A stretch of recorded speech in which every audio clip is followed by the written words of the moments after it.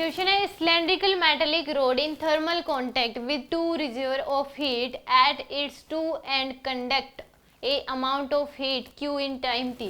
एक रोड है जिसके यहाँ पे टेम्परेचर T1 है, यहाँ T2 है, T1 is greater than T2 है, हीट ट्रांसफर हो रही है Q in time T।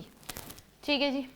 The metallic rod is melted and the material is formed into a rod of half of the radius of the original rod।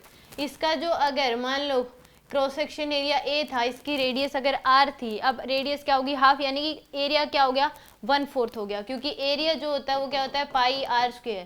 पहले radius R थी, अब radius क्या होगी R/2, तो A dash की value जो है वो क्या होगी A/4 के बराबर। A डैश की वैल्यू क्या होगी A/4, यानी कि अब जो रोड है उसकी लेंथ बढ़ गई होगी पक्का, और क्रॉस सेक्शन एरिया क्या हो गया कम। क्रॉस सेक्शन एरिया की वैल्यू कितनी होगी A/4, पहले लेंथ L थी तो पक्का अब जो लेंथ होगी वो 4L होगी, क्योंकि वॉल्यूम कांस्टेंट रहेगा और वॉल्यूम होता है A इंटू L के बराबर। अगर ये A/4 हुई है तो ये क्या हो जाएगी 4L, ताकि वॉल्यूम कांस्टेंट रहे। तो लेंथ L डैश की वैल्यू क्या हो जाएगी 4L के बराबर। L डैश की वैल्यू क्या होगी 4L के बराबर, क्योंकि वॉल्यूम कांस्टेंट रहेगा, लेंथ क्रॉस सेक्शन एरिया कम तो लेंथ बढ़ गई होगी, क्योंकि वही मटेरियल है वही रोड है, उसको मेल्ट करके एक नई रोड बना दी। अब पहले केस में जो हीट ट्रांसफर हुई थी वो क्या थी Q K A T1 minus T2 divide by में L इंटू में T, टाइम इतने सेकंड में।